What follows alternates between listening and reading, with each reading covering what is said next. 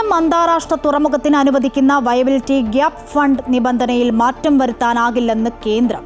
കേരളത്തിന്റെ ആവശ്യം അംഗീകരിക്കാനാകില്ലെന്ന് കേന്ദ്രമന്ത്രി സർബാനന്ദ സോനോവാൾ അറിയിച്ചു. 2034 മുതൽ വരുമാന വിഹിതത്തിന്റെ 20% പങ്കുവയ്ക്കണം.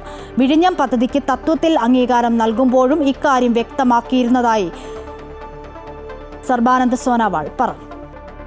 വിഴിഞ്ഞം അന്താരാഷ്ട്ര തുറമുഖത്തിന് കേന്ദ്ര സർക്കാർ നൽകുന്ന 817.8 കോടിയുടെ വയബിലിറ്റി ഗ്യാപ് ഫണ്ട് ലാഭവിഹിതമായി തിരികെ നൽകണമെന്ന വ്യവസ്ഥയിൽ ഇളവ് വേണമെന്നാണ് കേരളത്തിന്റെ ആവശ്യം.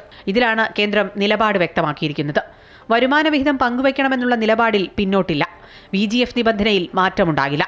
തൂത്തുക്കുടി സർക്കാരിന്റെ കീഴിലുള്ള തുറമുഖമാണെന്നും തൂത്തുക്കുടി മാതൃക വിഴിഞ്ഞത്ത് നടപ്പാക്കാനാകില്ലെന്നും കേന്ദ്ര സർക്കാർ വ്യക്തമാക്കുന്നു. കേന്ദ്രത്തിന്റേത് വിവേചനപരമായ നിലപാടാണെന്നും ഈ നിലപാട് മാറ്റണമെന്നും സംസ്ഥാന തുറമുഖ വകുപ്പ് മന്ത്രി VN വാസവൻ പറഞ്ഞു.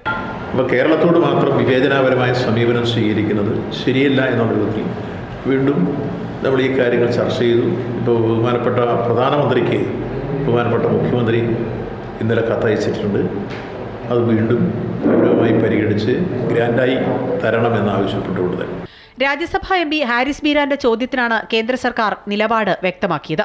ഇളവ് തേടി കേരളം നൽകിയ കത്തുകൾ ഉന്നതാധികാര സമിതി യോഗങ്ങൾ പരിശോധിച്ചതാണെന്നും ഷിപ്പിംഗ് മന്ത്രി സർബാനന്ദ സോനോവാൾ അറിയിച്ചു. വിഴിഞ്ഞം പദ്ധതിക്കായി കേന്ദ്രം നൽകുന്ന തുക വായ്പയായി വ്യാഖ്യാനിച്ചാൽ പലിശയടക്കമുള്ള തിരിച്ചടവ് സംസ്ഥാനത്തിന് വലിയ ബാധ്യതയാകുമെന്ന് കാട്ടി മുഖ്യമന്ത്രി കഴിഞ്ഞ ദിവസം പ്രധാനമന്ത്രിക്ക് കത്തയച്ചിരുന്നു. News desk, Amrita TV.